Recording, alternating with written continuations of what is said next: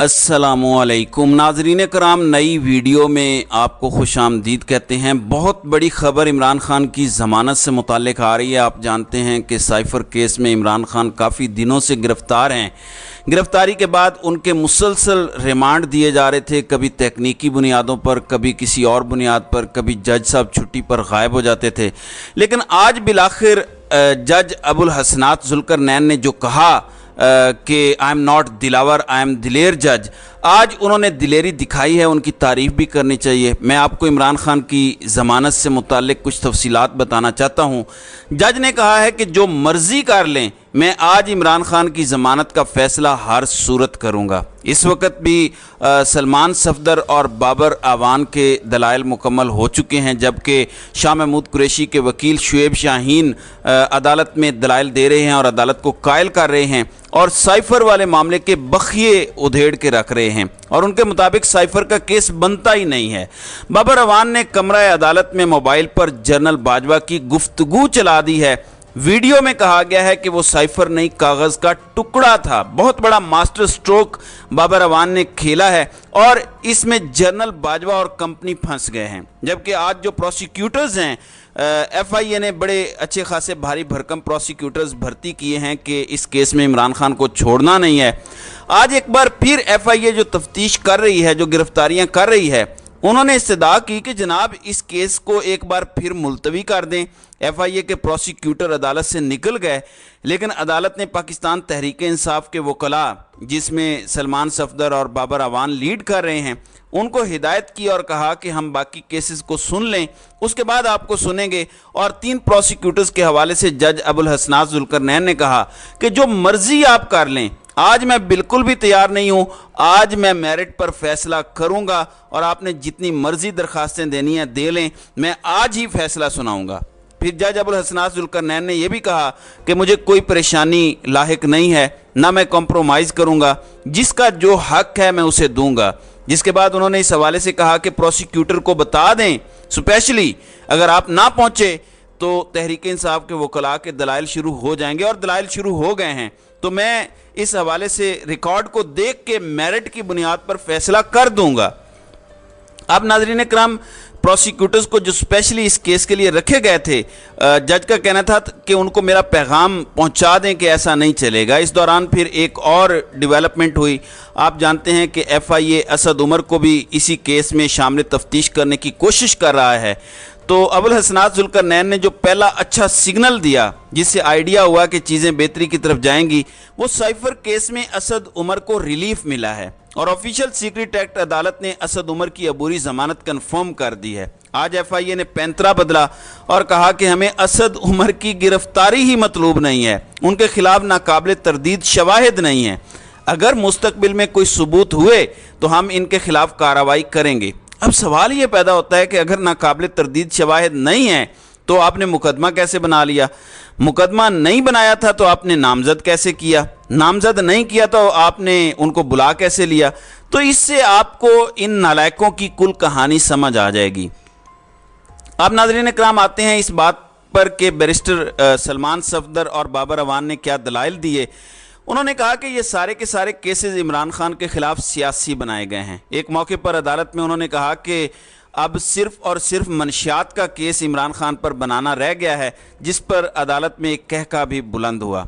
आज आगाज़ इस बात से हुआ क्योंकि आर्टिकल 5 लगाया गया है और आर्टिकल 5 का मतलब होता है कि इमरान खान ने साजिश की है और इस पर आपको याद होगा कि कासिम सूरी की रूलिंग भी मुस्तरद हुई। आज सलमान सफदर ने सवाल उठाया कि आर्टिकल 5 का अतलाक ही नहीं होता।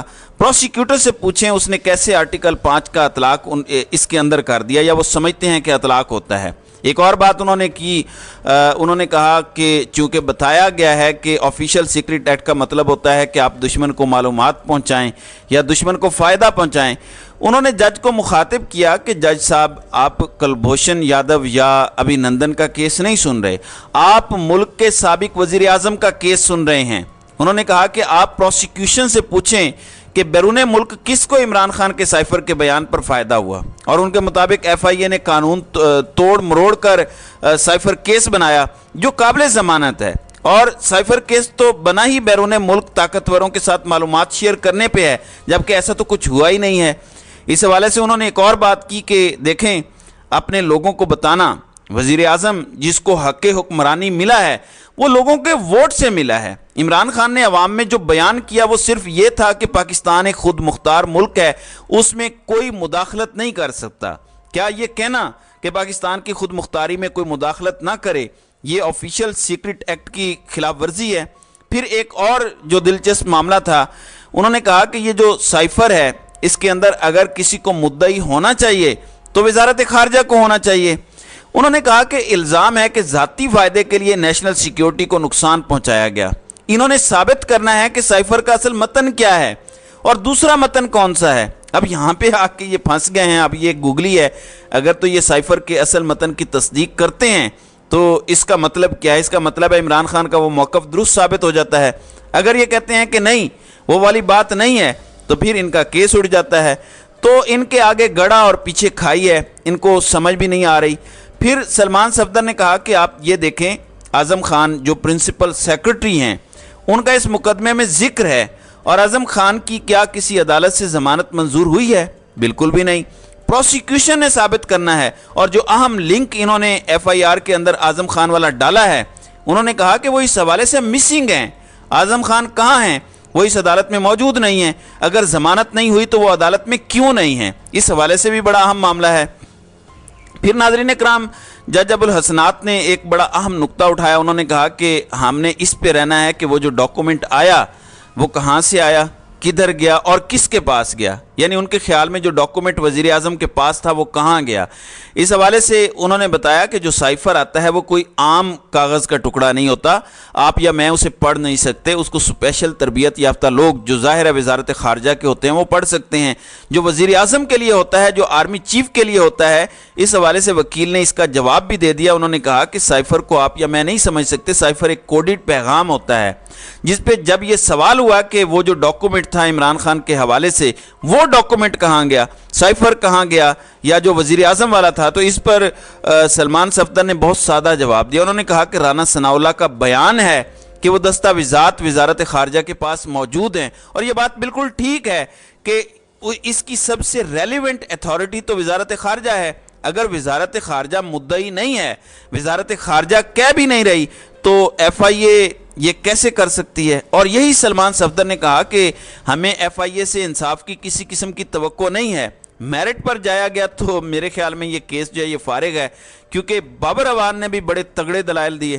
انہوں نے کہا کہ اگر سائفر چوری ہوا تو قومی سلامتی کمیٹی نے اس پر دوسری میٹنگ کیسے کر لی؟ یہ تو من گھڑت کہانی ہے۔